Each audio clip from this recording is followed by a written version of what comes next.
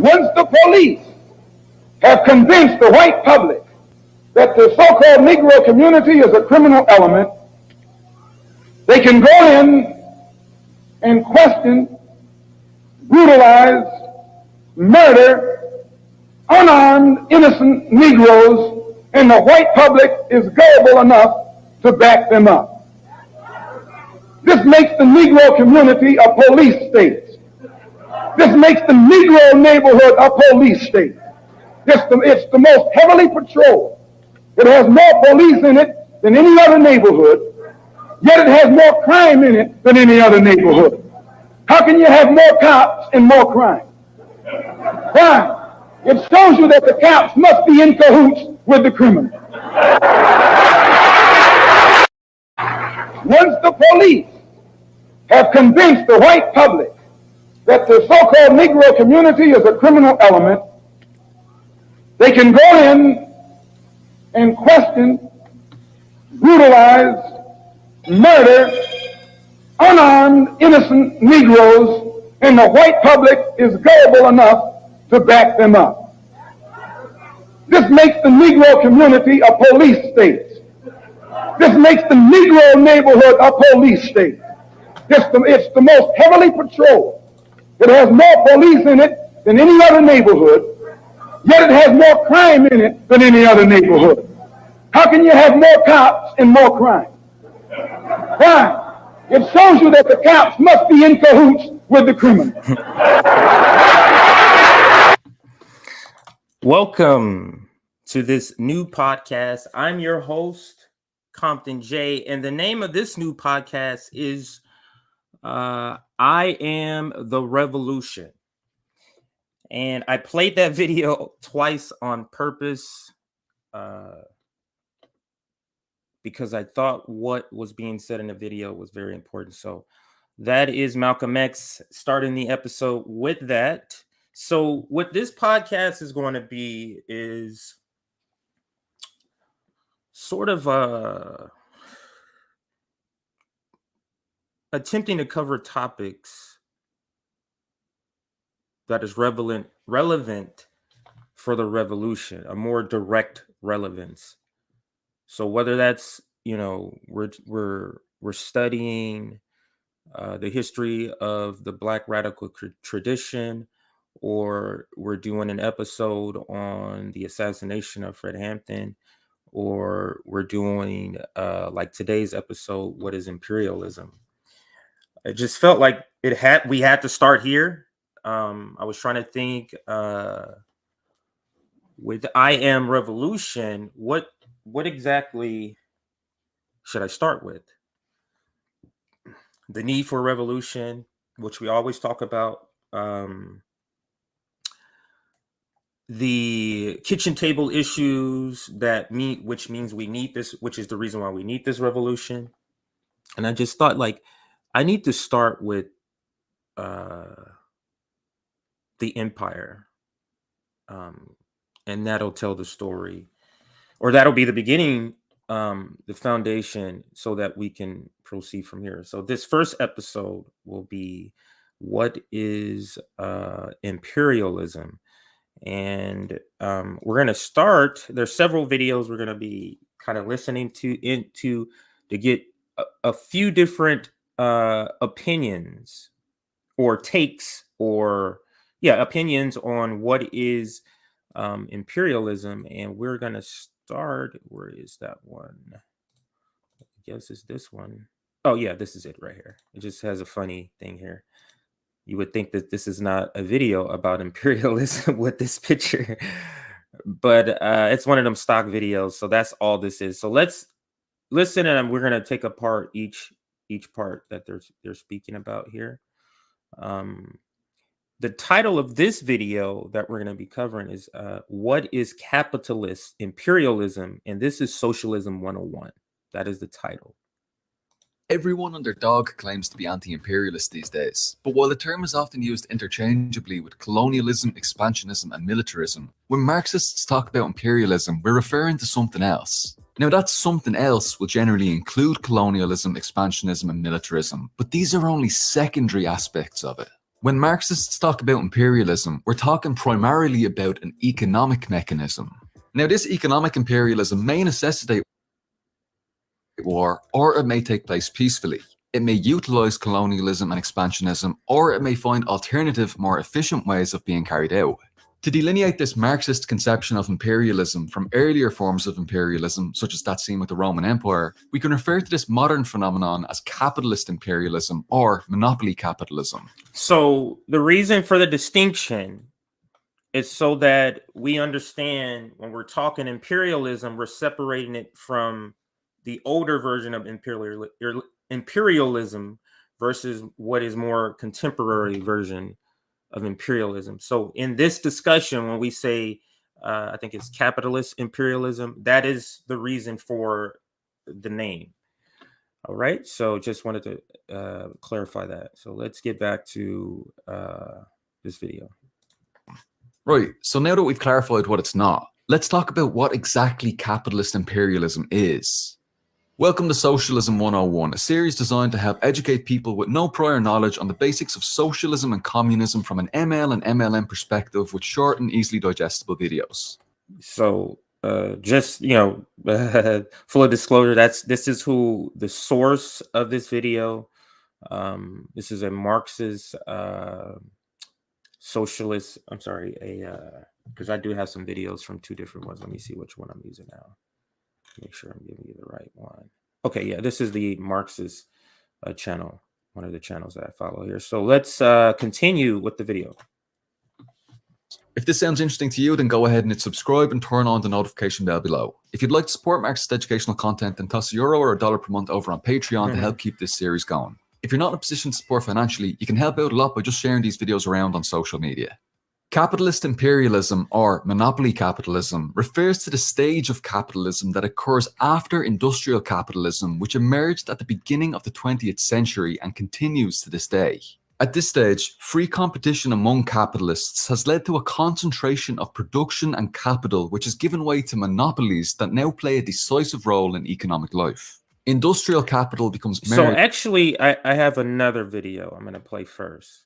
I think that should be the beginning video now that I'm listening to this video. So let's pause that. We're going to come back to that video. And all of these videos, we're not watching all of them. We're just watching snippets from when they specifically kind of define it. And then we'll take that and kind of talk about it. But let's go to this video where he gives more of a textbook definition. And then we'll start from here. So this is, well, I think we're showing like 2 minutes of video or less. So let me pause it there. And now let me share this video and start here. So the difference between, where are we? So this cannot be done. So let's go back here and start here. All right, so this one is titled "The Difference Between Imperialism and Colonialism." So let's listen. He gives more of a textbook definition, and this will be the foundation of the conversation before we move on to the next one. So let's continue. It is Zafar, and today I will be discussing with you the concept of imperialism and colonialism. See,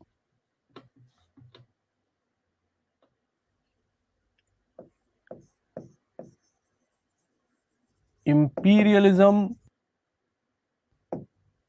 and colonialism.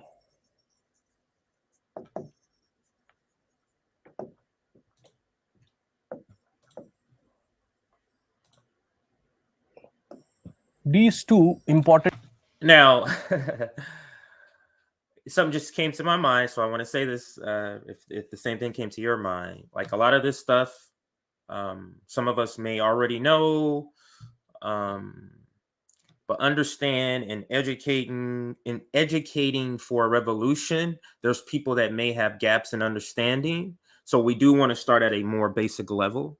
So that is the reason why we're starting here. Important concepts, and there is a thin line difference between the two concepts. They are the two sides of the same coin. Imperialism and colonialism. Imperialism comes from the word imperium, which means to have authority, command, control of a strong country over a weak country. And this authority, this command, this control over a weak country by a strong country can be in two forms: indirect and direct. Direct control, like the physical presence of the strong country into the weak colony, where the powerful country make the colony over the weak country. Colonialism is, I told you, they are the two. So, in his basic form, what he says is imperialism is the control over another country. That's its basic form. And then there's two ways, indirect and direct. He's gonna go now. We're speaking in its most like common, like basic form. There's a lot more to it, but in its most basic form, imperialism is to have control, dominance over another country. That is imperialism. So let's continue with his the rest of his definition, and he also compares it to colonialism. So that's another definition we're going to listen to. The two sides of the same coin. There is a thin line difference between the two concepts. So they both can be used for each other. Like I can tell British imperial power, and I can also tell British colonial power. But there is a difference. This is what I will explain you. Colonialism comes from the word colonia, which means these two terms, imperium and colonia, are Latin terms. Colonia means to settle in a foreign land, settlement in a foreign land. Settlement in a foreign land or a foreign soil. See, imperialism is a theory, you can say, or a policy. In comparative politics, it is a policy. And this is, colonialism is the implementation of that policy. Mm-hmm. So it is practice. Practical. So, I mean, it's only a few more seconds we're going to listen to. But so for those who are, who never quite grasp the understanding of these two words, these two concepts, you've heard them interchangeably used. This kind of gives a very basic understanding, a very basic explanation of that. Imperialism is the control of other countries, and colonialism is the practice of that. So the imperialism is the theory or philosophy, and then colonialism is the practice of that. So that's basically what he's saying. Now, there is more to it. Again, this is the basic understanding of it. Practical form of imperialism. Colonialism does not mean that, a group of people settles in a particular area. Like, for example, a group of 500 people go and settle in Argentina. It doesn't mean that. It means that there is a mass shift of the people where there is a control of that people, the foreign people, on the indigenous people.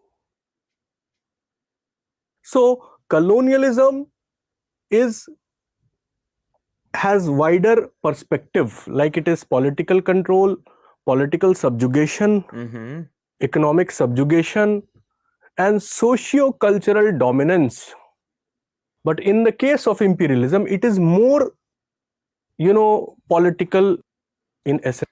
Social cultural dominance. Example of that would be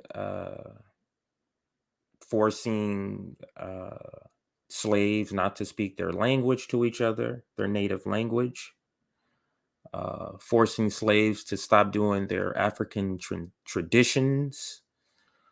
So that would be examples of that, is how I see it. So let's continue. I'm waiting for him to, there is another connection here he's going to make, and then we'll move on to the next video here.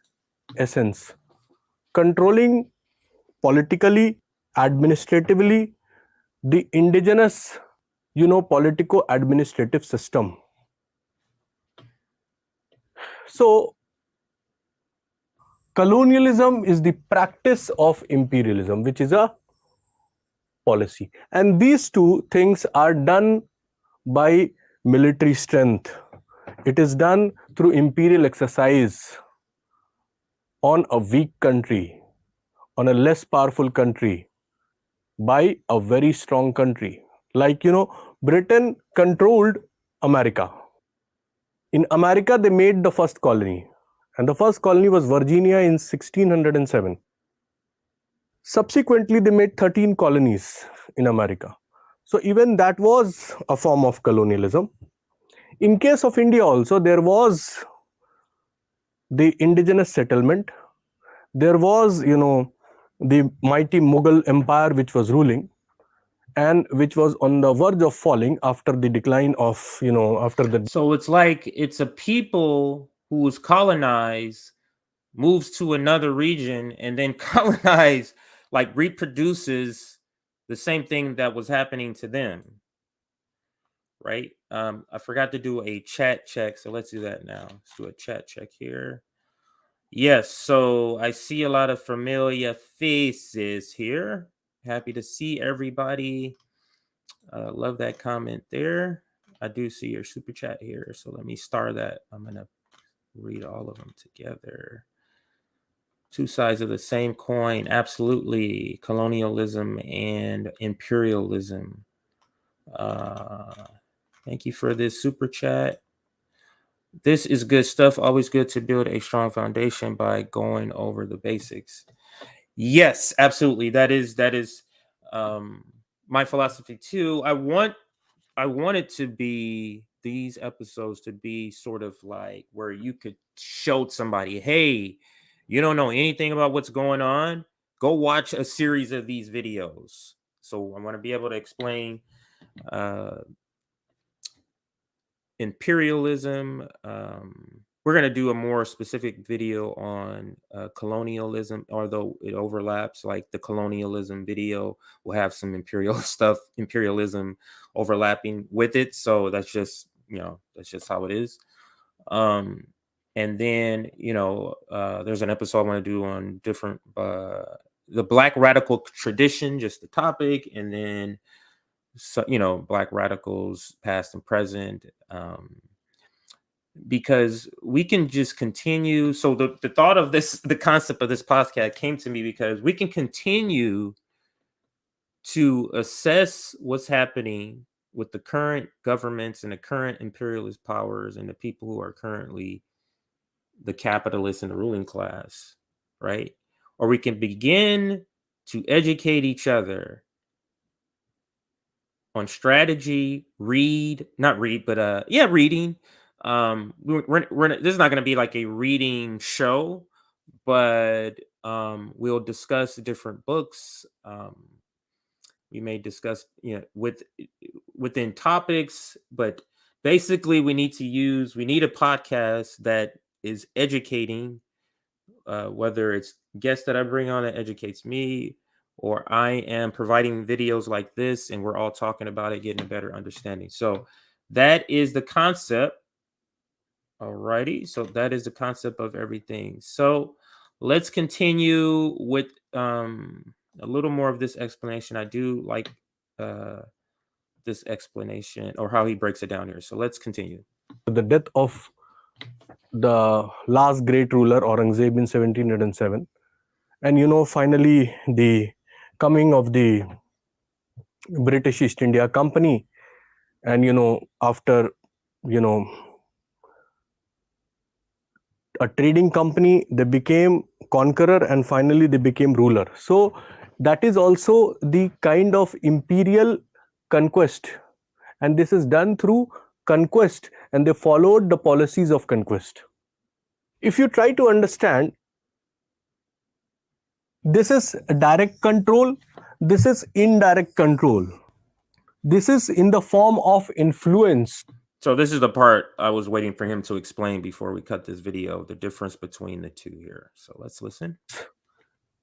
Influencing.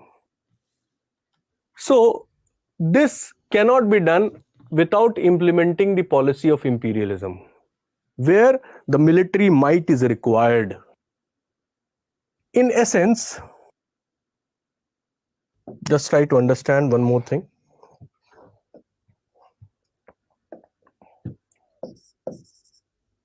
Oh, that's like a digital board. That's pretty cool. I've never seen this before. That looks like a, yeah, I guess it's a digital board. That's pretty cool. Imperialism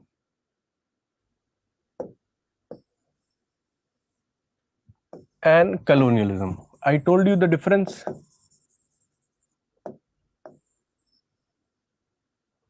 In essence,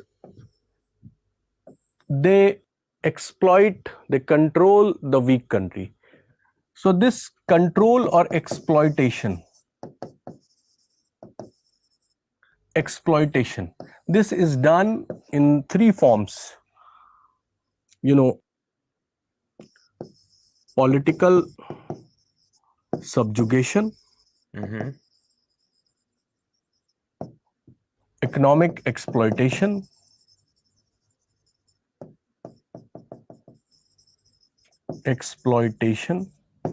and socio-cultural dominance. This is a third, you can say, the form of control: political subjugation, economic exploitation, and socio-cultural dominance of how you see. Yeah, the United States is doing all of those. The United States is doing all of those. Political subjugation, subjugation. Man, his writing is terrible.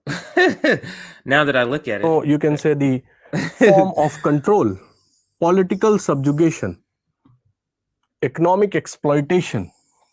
When he's saying these things, think of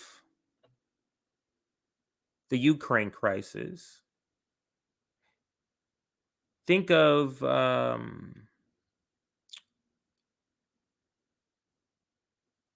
Palestine and in Israel. What's happening with them? And socio-cultural dominance of how you see. This is an imperial power A, and it has a colony. It makes a weak power a colony. A controls this colony. Like India was a colony of Britain. America was a colony of Britain. There were 13 colonies of Britain. So they control it politically, economically, and socio-culturally.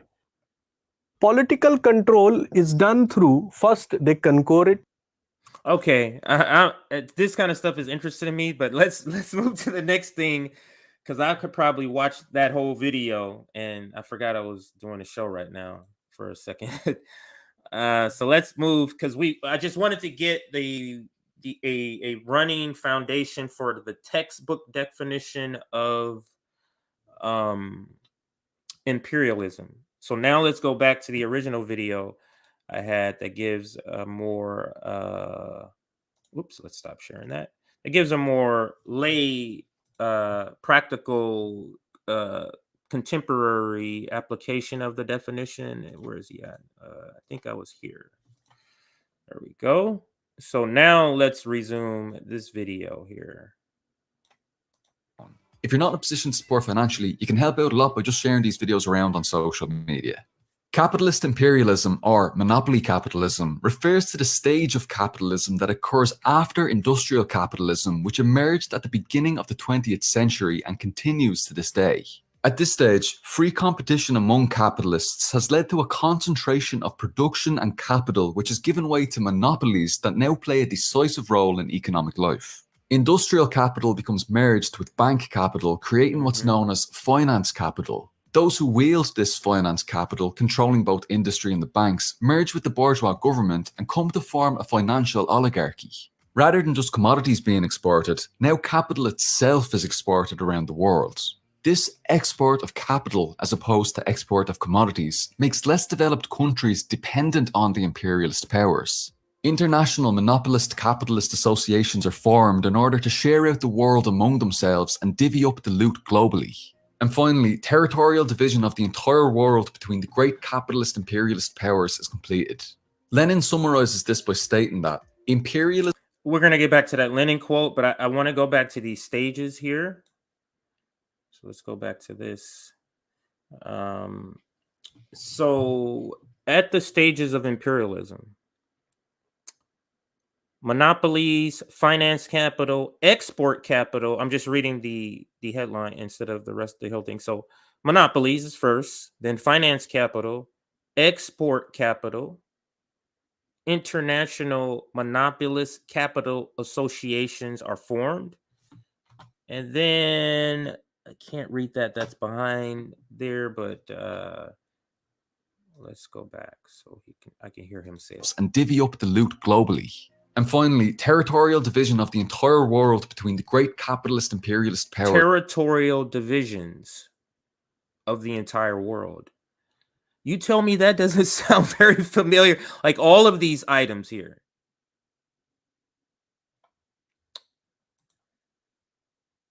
Oh, man, this is like I don't know. This is interesting stuff to me. Maybe I'm the only one that's feeling very interested about this stuff.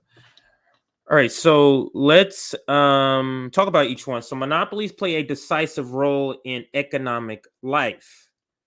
Monopolies, your Amazons, your Walmarts, shutting down mom and pops. Finance capital and financial oligarchies are created. This is the marrying of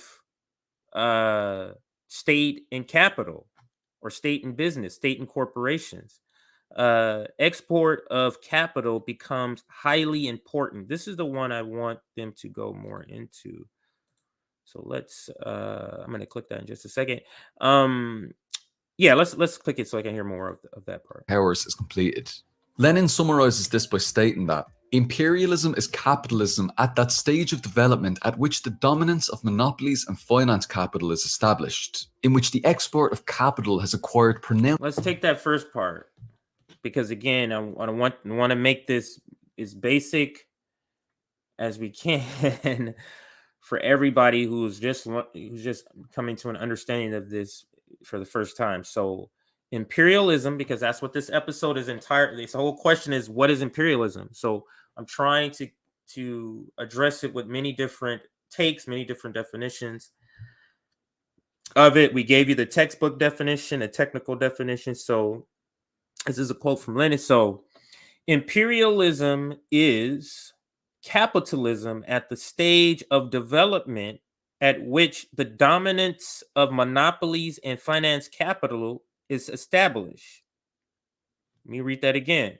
Imperialism is capital at the stage of development in which the dominance of monopolies, that's what we have now, dominance of monopoly and finance capital, everything's financed, right? That's very dominant. So we're talking about Amazon and what is finance capital, which is very dominant, is established. Those dominance in both of those are established by the U.S. empire. Okay, so let's continue with the quote. in which the export of capital has acquired pronounced importance, in which the division of the world among the international trusts has begun, in which the division of all territories of the globe amongst the biggest capitalist powers has been completed. So let's continue. Announced importance, in which the division of the world among the international trusts has begun, in which the division of all territories of the globe among the biggest capitalist powers has been completed. Now, there's a lot to unpack there, so let's take a deeper look at each of these aspects of monopoly capitalism one by one.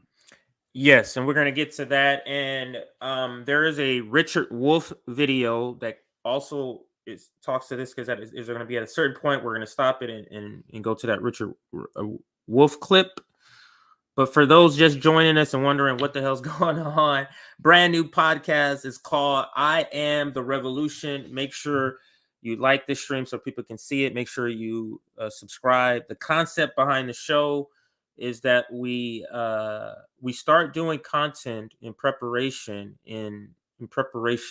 for a revolution, and that means talking about the technical definition of imperialism, of colonialism, studying Black radicals, studying radical tradition, that type of thing. So just wanted to update, because there's a few more people that was added to the stream, updating you on what is happening. So let's get back to the video. Where is it? I can take this one down. I'm not going back to that one. All right, so let's get back to the video. He covered the 5 stages. Now he's going to go in depth into each one. Actually, hang on a second here. I guess I can close this one too. A bunch of videos up. I got Chris Hedges too. And I got some Cornel West and some more Lenin. I'm not sure I'm going to be able to get to all of this now. I'm looking at it. Okay, so let's go to this one. Actually, I am going to pause here before he gets into the details of each one of these. I'm going to pause it here and play the snippet from Professor Richard Wolff that I wanted to play. Let's see here. Okay, so let's switch out the video. I'll stop this one and then reshare a different one. We're coming back to that one. Hope you're following along fine as we're switching back and forth. Okay, so let's work responding to another Ask Prof. Wolff question from our basically capitalism involved early in my academic career. I wrote about it. Okay, so let's go to the question. Undertaken by capitalists to comment on the argument that capitalism depends on imperialism, that the foreign activities undertaken by capitalist societies around the world, mostly European societies for most of capitalism's history, in trying to control much of the rest of the world in their own economic interests. And I'm glad to comply. It is one of the topics I worked on early in my academic career. I wrote about it. My doctoral dissertation was about what England did in East Africa, and was literally a case study of modern capitalist colonialism, in this case, in the country we now call Kenya. In any case, let me review the story.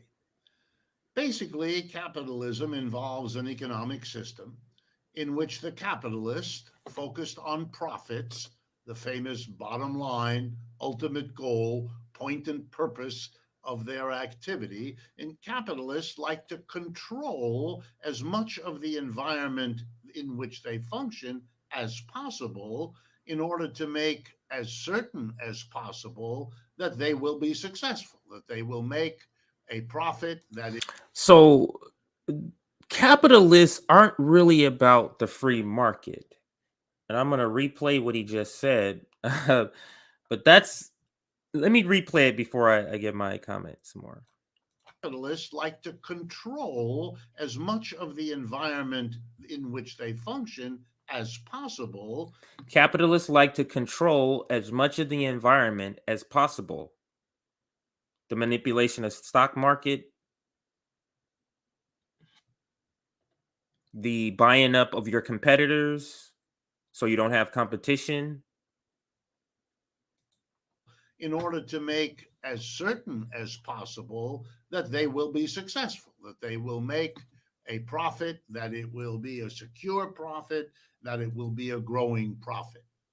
And they try to control the situation in their home area, in their surrounding areas of their own nation, and, as has been the case from the beginning, trying to go abroad as necessary, as opportunities arise, to extend their controls over there, beyond what they already have over here.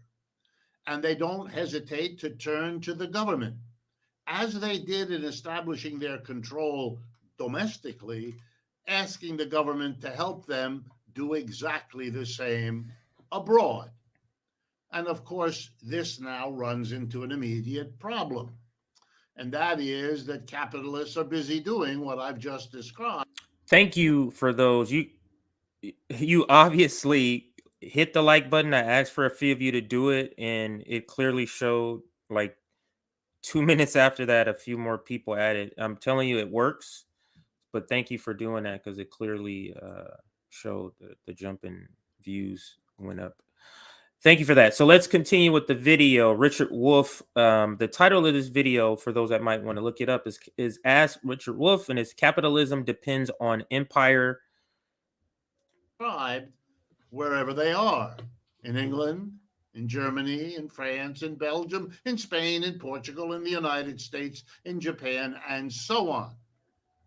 So immediately there's a problem of conflict. They bump into each other because any two capitalists, one say in Britain.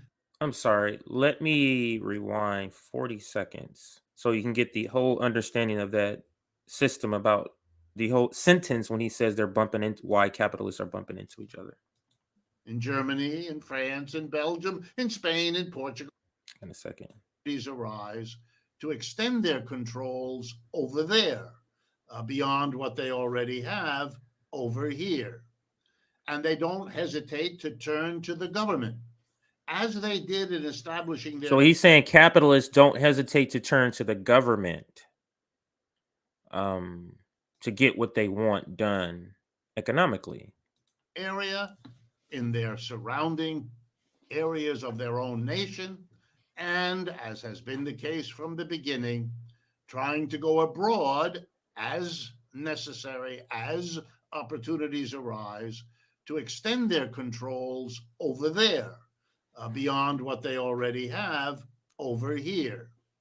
And they don't hesitate to turn to the government, as they did in establishing their control domestically, asking the government to help them do exactly the same abroad.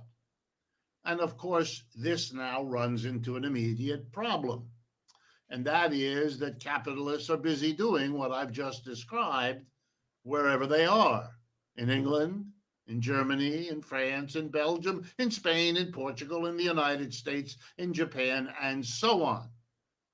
So immediately there's a. So capitalists are, in all these countries he's listed, are doing what he just said previously, which is extending their power domestically. And what does capitalism, what is an integral part of it's never satisfied. So he's saying that we have these capitalists in each, respective countries who have extended their power domestically through the government, and now they want to continue to grow.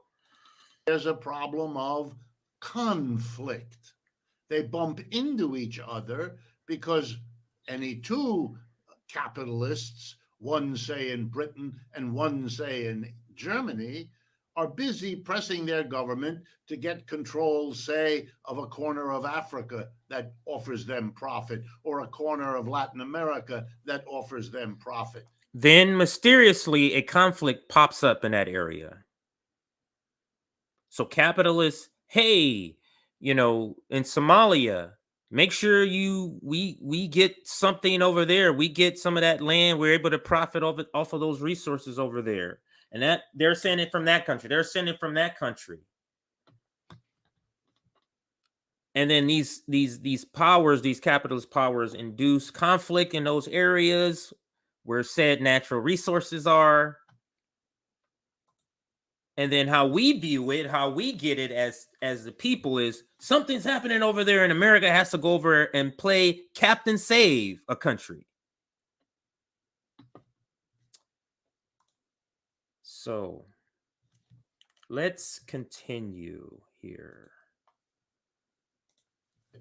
And when they get into conflict over which one of them, then the government and the companies that are looking for the opportunity can sometimes push things so a war breaks out. Mm-hmm. And if you're ever interested in understanding, both World Wars I and II, for example, arguably among the worst global wars the human race has ever seen, come directly out of competition for colonial profitability between quite the same group of countries.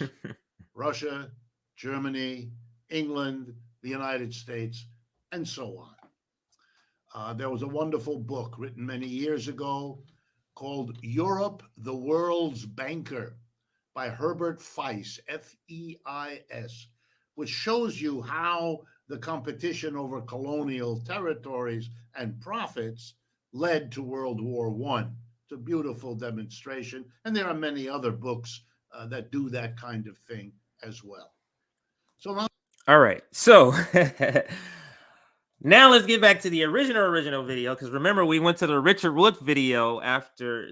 I was just going to come here and then go to a different one. So let's now go back to that original video, which is not that one. Where is it?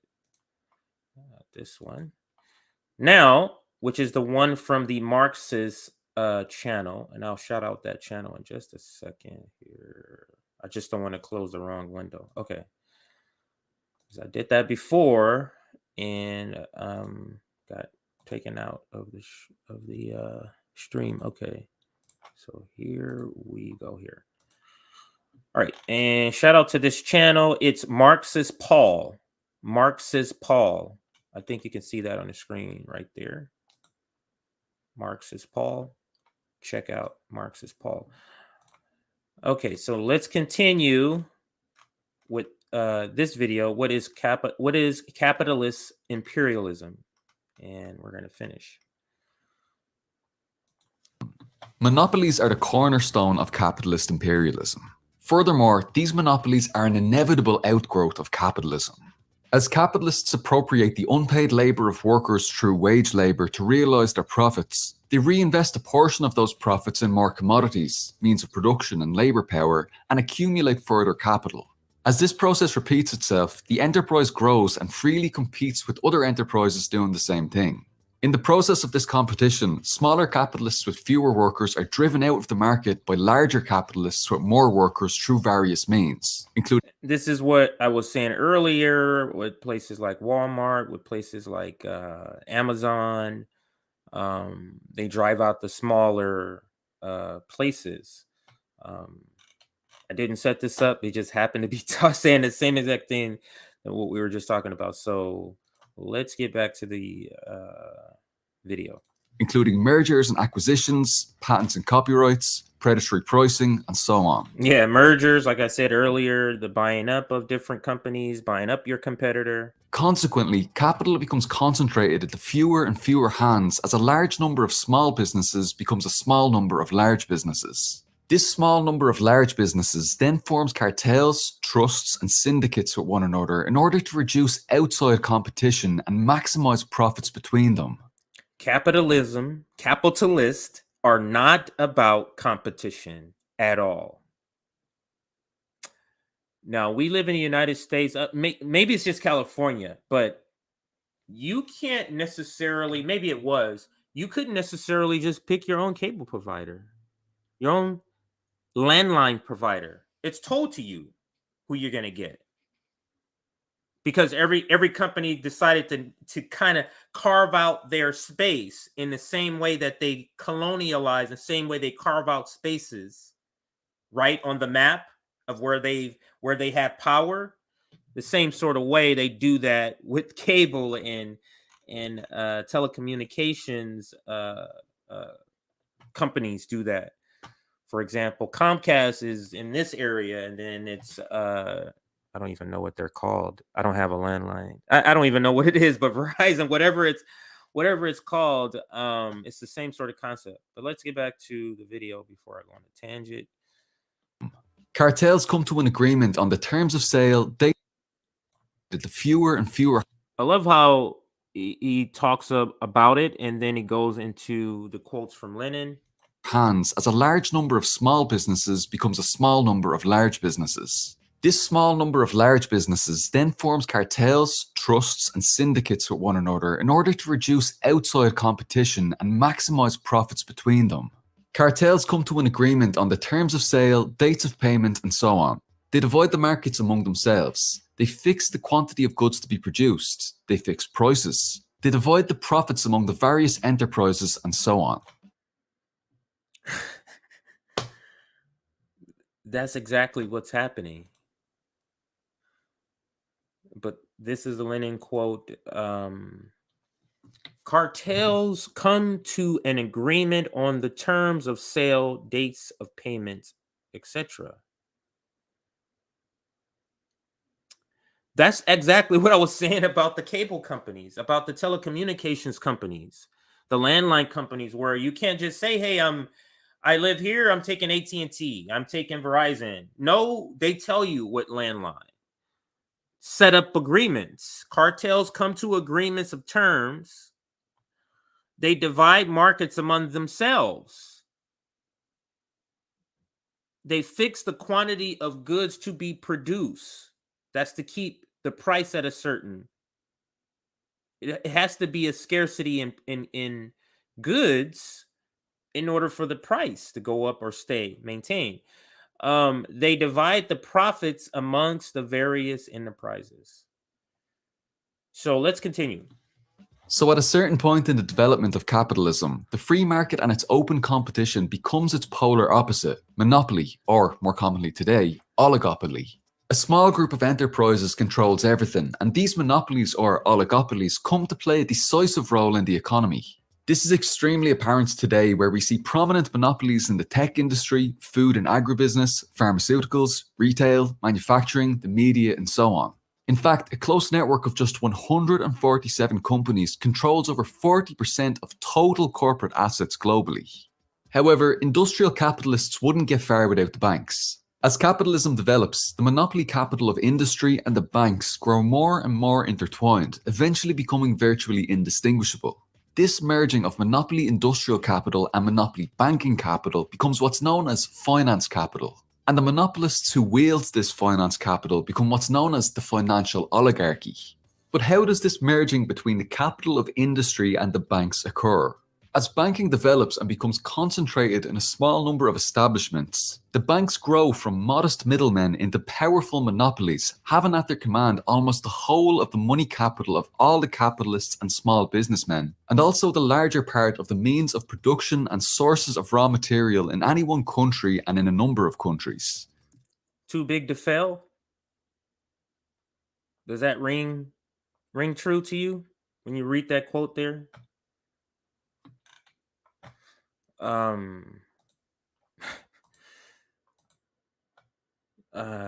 just astonishing to me to see when you see words from the past that's actually happening to me. It's just like, as banking develops and becomes concentrated in a small number of establishments,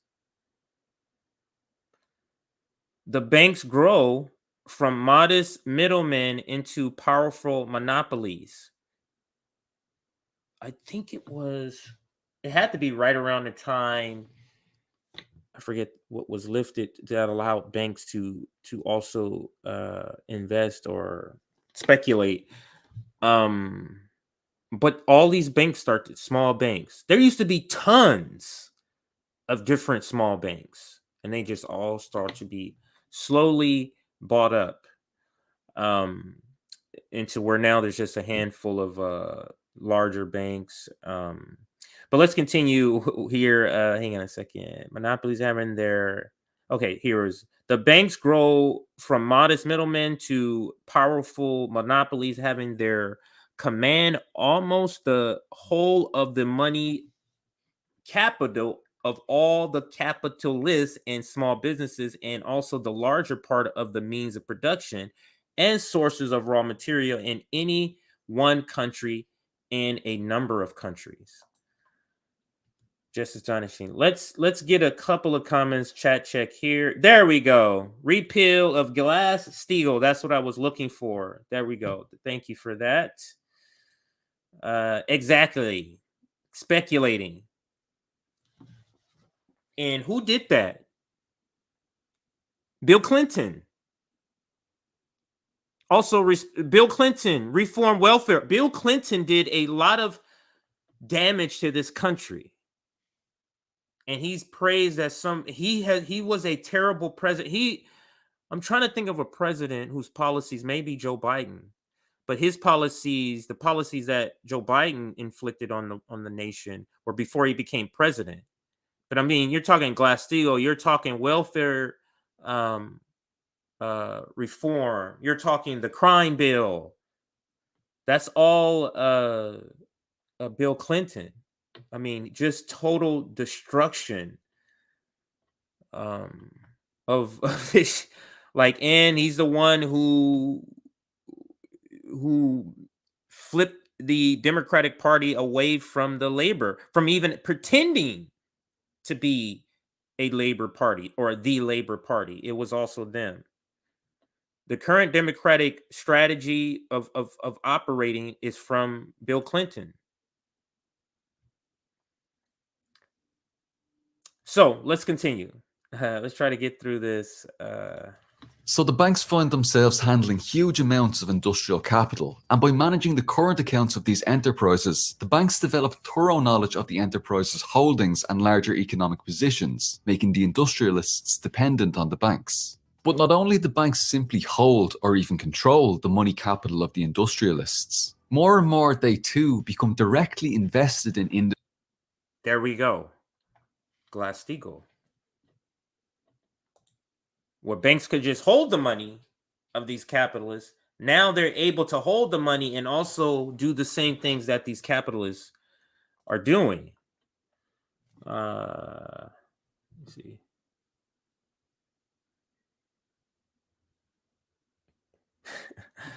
I won't put that up, but funny comment. All right, so let's continue. Industry themselves, sinking enormous sums of their own funds into industry to be employed by the industrialists. More and more, the monopoly industrialists and the monopoly bankers become the very same people. A personal link-up, so to speak, is established between the banks and the biggest industrial and commercial enterprises. The merging of one with another through the acquisition of shares, through the appointment of bank directors to the supervisory boards or boards of directors of industrial and commercial enterprises, and vice versa. The personal link-up between the banks and industry is supplemented by the personal link-up between both of them and the government. Wielding monopolised industry on one hand and monopolised banking in the other, the financial oligarchy comes to dominate all areas of society at the highest stage of capitalism with... You tell me if that doesn't sound like this video is like describing what's happening right now. Like it's like he's describing exactly what's going on.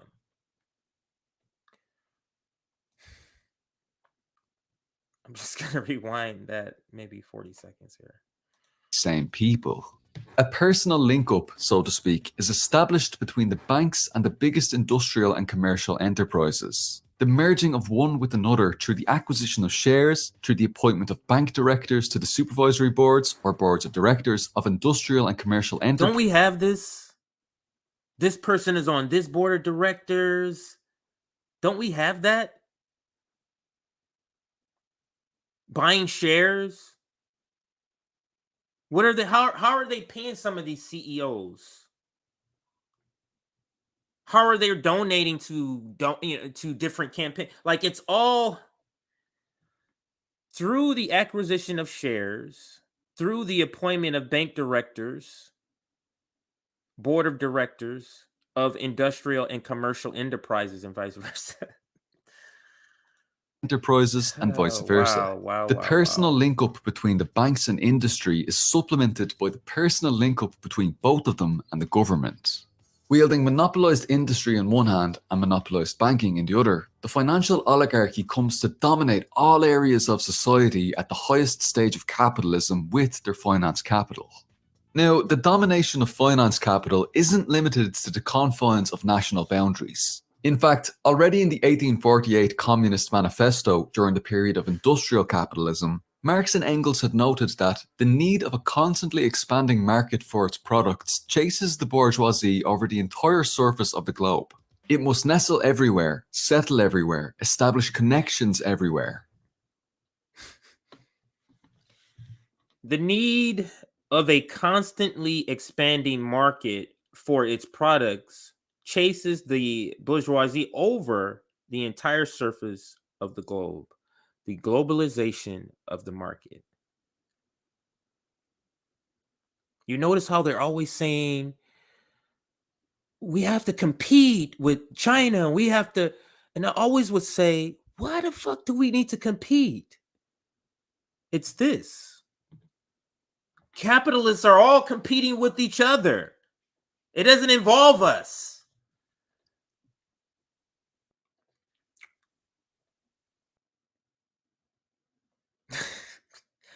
So when they say America is number one, maybe that's what they're talking about. Not number one in humanity, not number one in human rights or how they treat their people.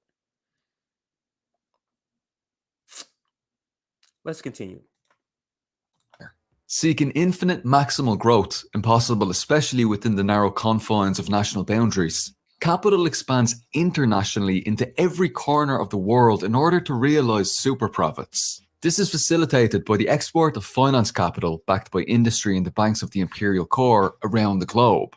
Importantly, this is not simply the export of commodities or goods. Typical of the old capitalism, when free competition held undivided sway, was the export of goods. Typical of the latest stage of capitalism, when monopolies rule, is the export of capital. Wow. Typical of the old capitalism, when free competition held undivided sway, was the export of goods. Typical of the old capitalism, when free competition held undivided sway, when free competition was not influenced, is what that means. When free competition was not influenced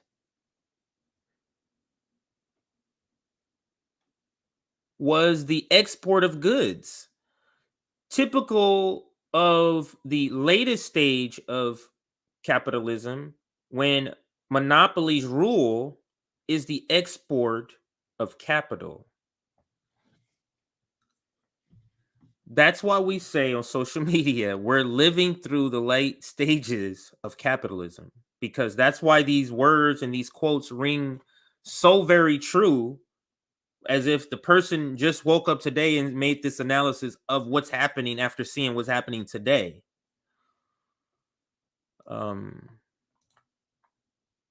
So in that, I mean, it's I guess it's predictable. If capitalism doesn't have an end goal, if there's not a, I've reached a point, I've gotten all the money I want, I'm here, it's always doing this. When it reaches capacity of how much money it can make as a store, for example, if you start there, you have to buy the store across the street. When you reach the capacity of how much you can make from those two stores, you got to buy the other store around the corner. But when you've bought up and you've monopolized everything, now you own everything, That's when exporting capital is rule, or when monopolies rule is the export of capital. So I hope, as opposed to basic I hope that's understandable to those that this information is new. I'm hoping that is understandable. So let's continue. international trade, export of capital would instead include extractive endeavors like giving out loans around the world in order to make money from interest, setting up companies in countries where labor power can be purchased more cheaply, Setting up companies in other countries where labor power can be more cheaper, or where labor can be more cheaper. Trade deals that Joe Biden is behind or participated in and very much pushed. Haven't you heard shipping jobs overseas, going to Mexico, going to China? Look at your clothes. Look at the tag. Find out where it's made. facilitating the super exploitation of labor and corresponding super profits, and a whole range of other forms of outward foreign direct investment which develop relations of dependence internationally upon the imperialist powers. A typical example of the export of capital that we can see regularly today would be imperialist powers buying up mines in underdeveloped countries and then sending the raw materials and wealth generated from this back to the imperial core. Through these ways and more, the financial oligarchy continues to loot and plunder the world. Now, similarly, what the hell is the point? Like, once you reach the limit in Earth, are you gonna now trying to monopolize, go to another planet? Like, what is the end goal here? Yeah, those are all the trade deals. What is the end goal here? That's what I'm not following with capitalists. And this is the same question. What is your end goal? When I used to work for Verizon as a, was it Verizon or AT&T? Verizon as a manager, we always had to have our year-over-year numbers we wanted to increase. And I always would ask the question, like, what happens when everybody gets a cell phone? Then what do we do? This is my thinking before I even knew I had traces of like leftist thinking in me. Like, I always question capitalism. Like, this doesn't make sense. Like, like we would have these targets, 50 activations, 50 new lines, 50 new lines a month. And it's like, really? We have 10 sales reps here. You're expecting 500? No, they weren't. That was still our target. Anyway, I'm getting off on a tangent. I'm getting off on a tangent. Let me go back to the video. Similarly to how cartels, trusts, and syndicates are set up to monopolize and manage affairs locally, at the stage of imperialism, we also see the development of international monopolist capitalist associations to manage these monopolies at the global level. Prominent examples of international monopolist capitalist associations today would include the United Nations, the World Bank, the International Monetary Fund, and the World Trade Organization. That's the one I was going to throw out there. IMF. The IMF. Capitalism is a suicide pact between humanity and our natural world. That is a great comment. Thank you for that.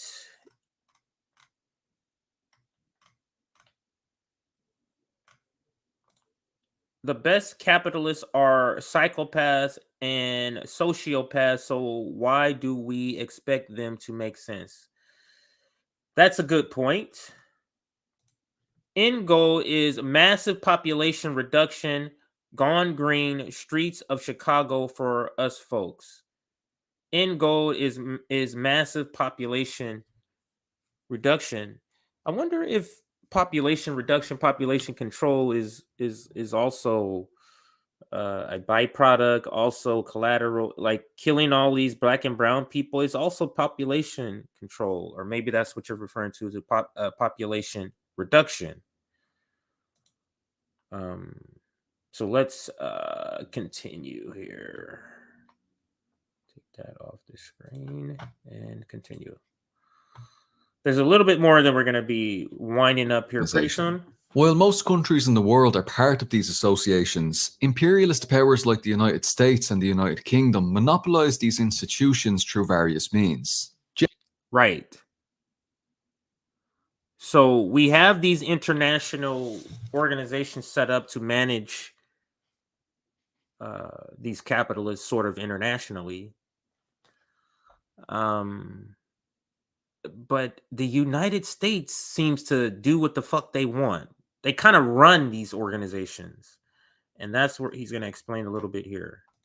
Imperialist powers like the United States and the United Kingdom monopolize these institutions through various means. Generally, by contributing the most financially to these institutions and having the largest holdings, the imperialist powers hold the largest share of the voting rights, which they can then use to force their preferred policies upon the oppressed nations. We see this concretely, for example, with the IMF and the World Bank, wherein the United States alone holds over 17% of the voting rights for each. We can also point to the European Union as an international monopolist capitalist association, today primarily dominated by the imperialist alliance of Germany and France.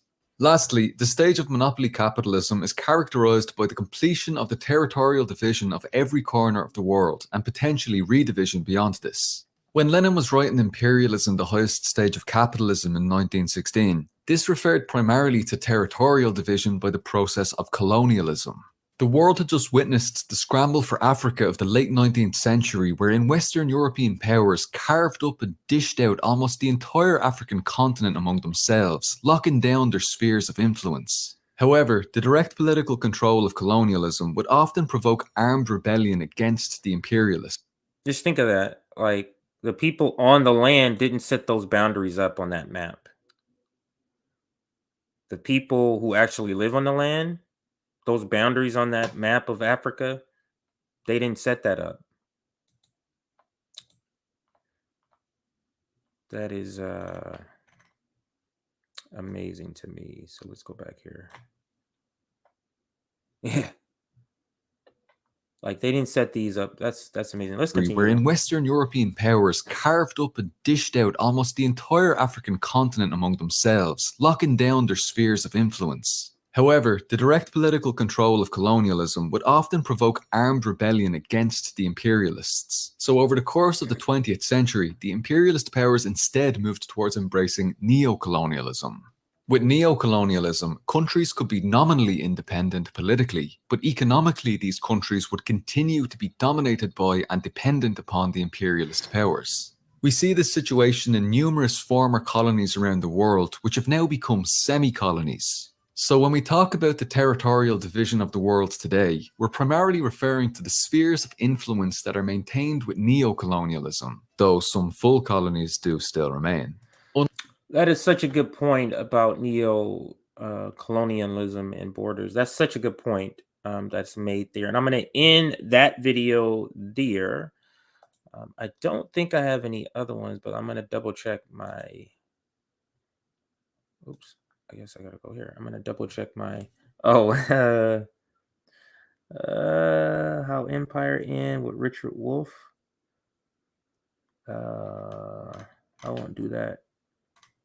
I got a socialism video. I'm gonna do a different one. Socialism. I want to do a what is socialism? A what is communism? A what is colonialism? We got to start with sort of the terminologies, the concepts first, in my opinion. So that's where we're gonna be starting with this show.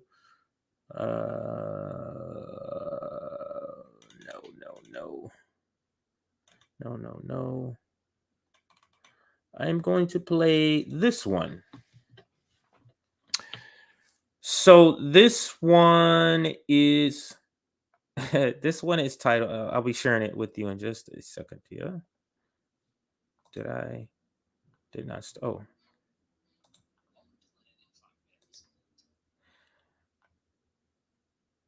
So we're gonna end with this video. I do have more, but I'm just gonna call it here because I thought I would just be able to do all this in an hour, but we've already hit the hour. This is a less than 5-minute video. I don't think we're gonna cover all of it, but Lenin in 5 minutes. Let me show you the link here. I'm sorry, the account if you're interested. This one is the Marxist Project if you're interested in following this group here or this channel. So Lenin in 5 minutes discussing imperialism. Actually, before I do this, let me put up the dictionary meaning of imperialism, and then we're going to go into that and to finish off today's episode. So here we go. Let's make it bigger. So imperialism, the extension of a nation's authority by territorial acquisition or by the establishment of economic and political dominance over other countries. I say that's a pretty close definition to how we've been discussing already. Definition 2, a political doctrine or system promoting such extension of authority. Sounds like the same thing to me, or just the theory behind it. Imperial state or authority, the system of imperial government. And then I'll slide over here. Oops, wrong one. I'll slide. Where is it at? Okay, now I see it. And let's see what the CIA says about it, or Wikipedia. Let's see what they say here. Imperialism is a policy or ideology of extending rule over people and other countries for extending. Oh, sorry. I thought it was part of it. So imperialism is a policy or ideology of extending rule over people or other countries for extending political and economic access, power, and control, often through employing hard power, especially military force, but also soft power. And they have those hyperlinks that kind of define those. While related to the concepts of colonialism and empire, imperialism is a distinct concept that can apply to other forms of expansion and many forms of government. Actually, that's not too bad of a definition from Wikipedia. So there you go there with that technical definition. Now let's go back to Lenin in 5 minutes to end this episode. Make sure you like this episode so more people get a chance to kind of get this teaching, this education, and what is imperialism. Like this stream, and let's go. Welcome to Lenin in 5 minutes. Today's topic, Lenin's theory of imperialism. To understand Lenin's arguments about imperialism, we need to get a better grasp of one of the most central concepts in Lenin's geopolitics, finance capital. Unfortunately, capital, in the Marxist terms, is a very frustrating concept to define. Marx was not satisfied with defining capital simply as money, or money used in the production process. For Marx, capital is a process that defines the social relations of production. Capital is value in the process of self-valorization, and thus can manifest itself as money, but can equally manifest itself as the commodities or the means of production involved in the productive process. Finance capital is then capital that has accumulated beyond the production process and circulates within the banking and investment structures. Most importantly, finance capital is in constant motion and cannot be, by definition, simply accumulated money, infrastructure, or other commodities. Moreover, finance capital is an alliance between large firms and banking capital, dominating the economy of the state. Lenin actually drew a lot of his ideas about finance capital from Rudolf Hilferding's. That point, I want to rewind that so we can hear that again. Most importantly, finance capital is in constant motion and cannot be, by definition, simply accumulated money, infrastructure, or other commodities. Moreover, finance capital is an alliance between large firms and banking capital. It's an alliance. That's the part I was looking to find right here. I think 4 seconds. Where finance capital is an alliance between large firms and banking motion and cannot be, by definition, simply accumulated money, infrastructure, or other commodities.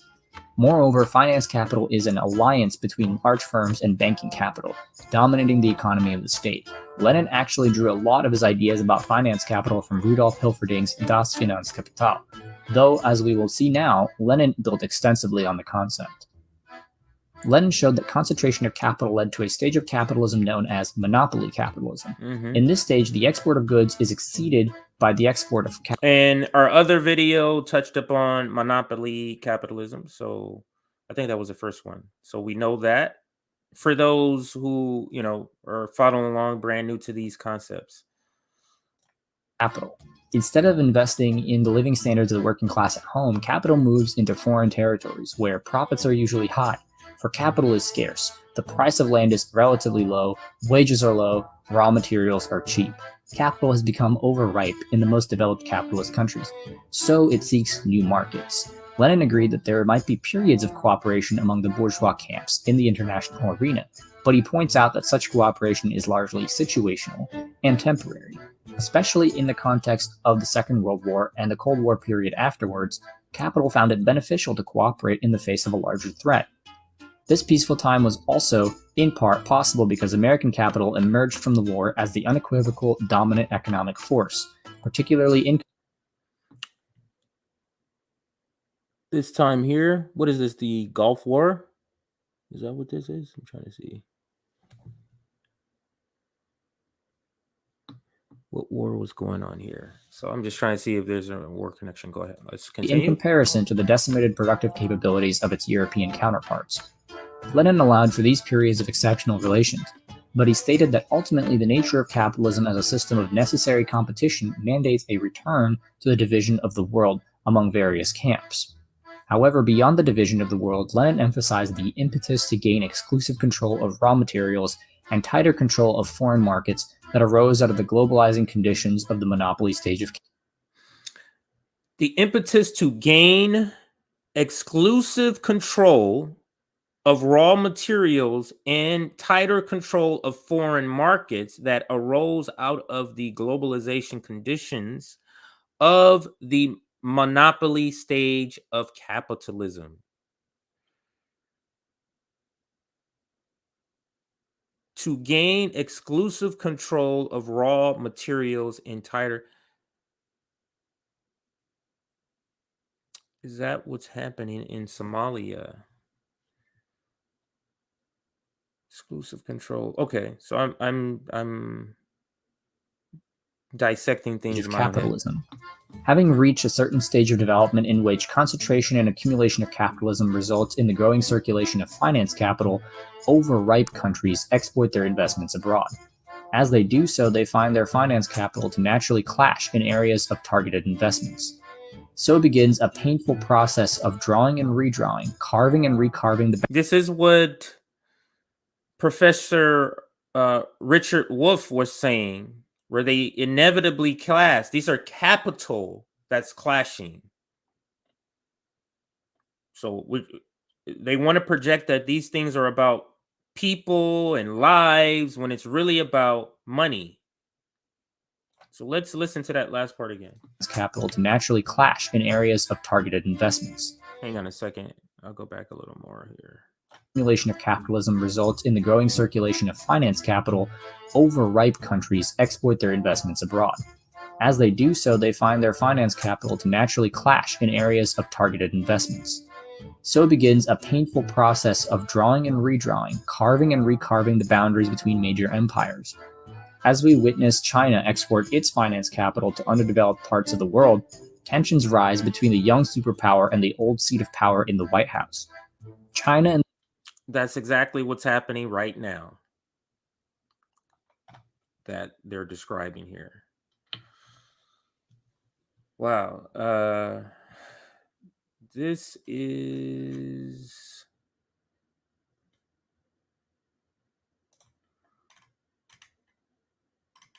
Okay, let me see here.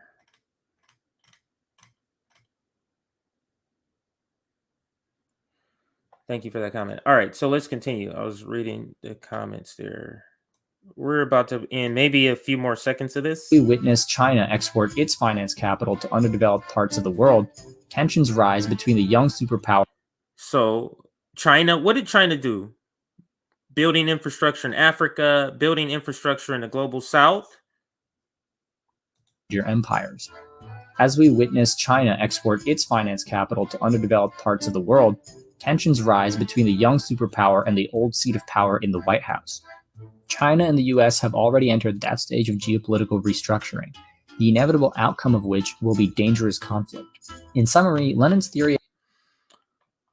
So the old superpower is not just going to be like, oh, here you go. So any carving up of these areas, taking control of these areas for profit, not like they're taking control to free people, but the redrawing of these areas is where these conflicts come through, or is how these conflicts are used, to do the redrawing of these areas. This shit is all connected, people. All right, let's see if he finishes up here. Theory of international political economy fits perfectly in the mold of the last century. After a violent struggle for new markets abroad, the major powers of the world collided in the form of 2 world wars that wreaked havoc on a global scale. As American capital emerged dominant from the ashes of the world wars, it was able to unify the international capitalist class against a threat that far outweighed the dangers of infighting: a growing socialist bloc. The USSR, regardless of whether or not you think it was that's what unified them. A growing socialist bloc. Capitalists are deathly afraid of socialism and communism catching on. Because if people really know what that is, there's no way on merits anybody or the majority of people is going to pick capitalism if they're not indoctrinated, propagandized.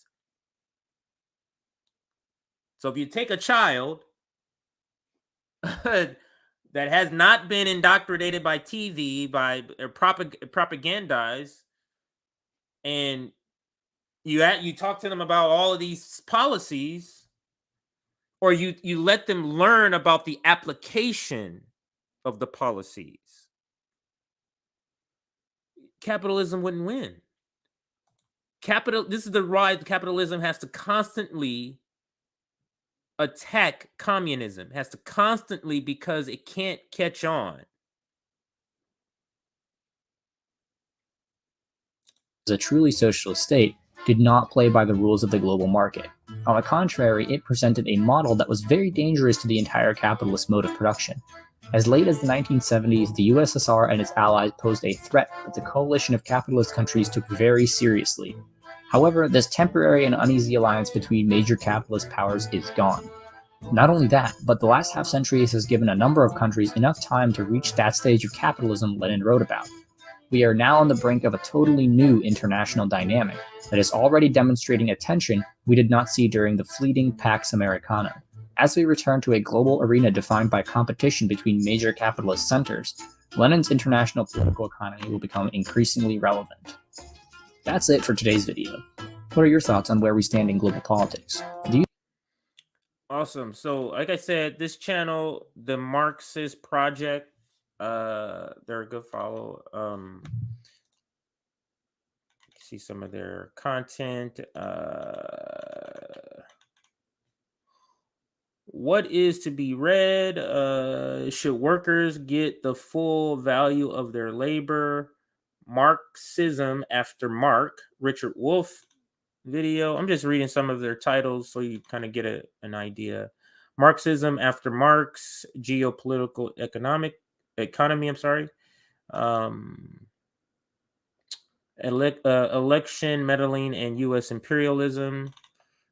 Here, Marxism after Marx, critical consciousness. So a lot of different videos. So check that out.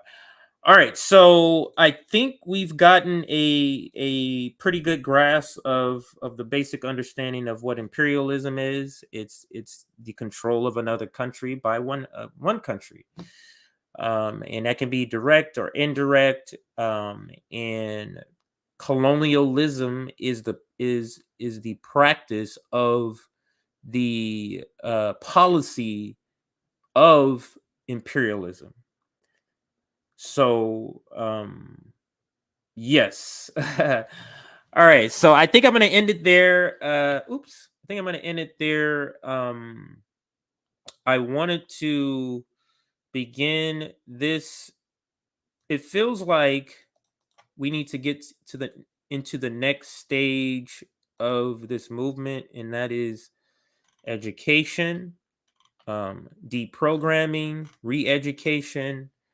I'm in that, so I don't want you to think I'm a teacher. I'm learning, and I'm just simply passing along what I'm learning.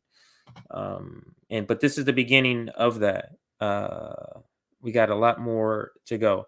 So again, like this video, share this video, subscribe. Let me see where we're at.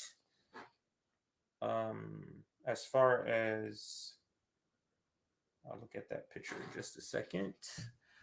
Let me see where we're at as far as, oh, you know what?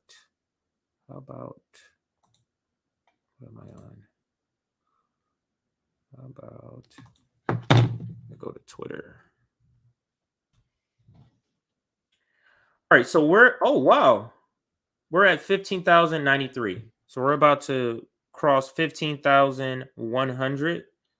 7 more subscribers, and we will cross that threshold. All right, so I think that should be on the screen now. Awesome. Which one am I on? This one? Okay, this one. All right, so we're going to end with a video. Let's see. Oh, let's end with this one from Nick. And then I'm going to be signing off.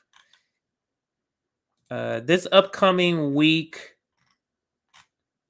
it's going to, I think I'm going to be doing this show at the 3 p.m. hour this week.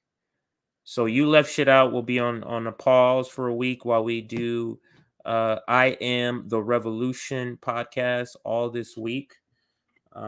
So there will be a shift in topics and everything, less corporate topics and more items like this. So let's end this stream with Nick. Again, like the video, it really helps us get the word out.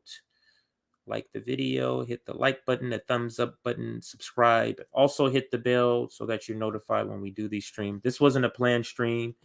So if you hit the bell, you would have been notified for a stream like this. I Am the Revolution is the name of the podcast. And let's go ahead and share Nick's video. I shall see everybody. I think I'll be back on Monday at 3 p.m. Eastern with this show. I Am the Revolution. Thank you for joining me today on Rockfin, on Twitter, on YouTube, on Twitch, and Facebook. Thank you for joining me. I'm going to be signing off. I won't come back after the video. After the video, the stream will go away. There's a class divide on the left right now where you have privileged motherfuckers with health care who get mad at poor and disenfranchised people for not liking the politicians that they like. So why is this accepted on the left? People wondering why I'm going off on the Western left. This is why. This is why. There is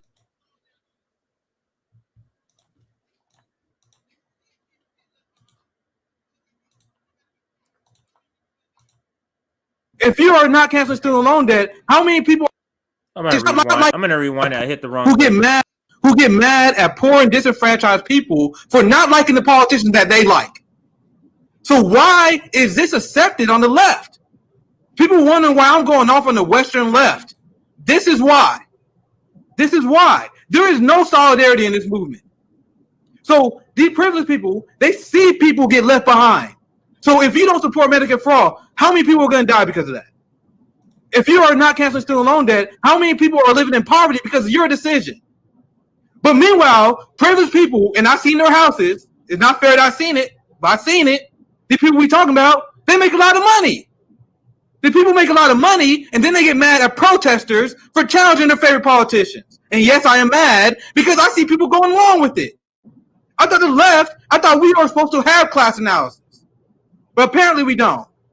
So when I get mad at the squad for funding the police more, how are you going to get mad at me for criticizing your favorite politicians when they are funding the forces of oppression that are killing us?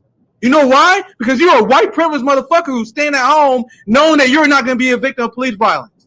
So since you know you're not going to be a victim of police violence, you get mad at people who are calling out your favorite politicians for being complicit with it. No, we are not allies. No, we are not friends unless you stand in our community. And I'm calling all these people out because I am tired of people putting the preference and the opinions and the emotional health of the politicians over the activists. Amen. So, Amen, Nick. Amen. Where I come from, so I'm going to get to the question, but where I come from, we shouldn't even give them a fucking excuse like, oh, Rome wasn't the one who did. I don't care. My response to that was, are you telling me that working class people should not challenge your favorite politicians? You make the argument why we shouldn't be mad at Bernie. You made the argument why we should be mad at AOC. Instead of be like, oh my God, these activists, they're so toxic because they mad at your favorite politician. Fuck you.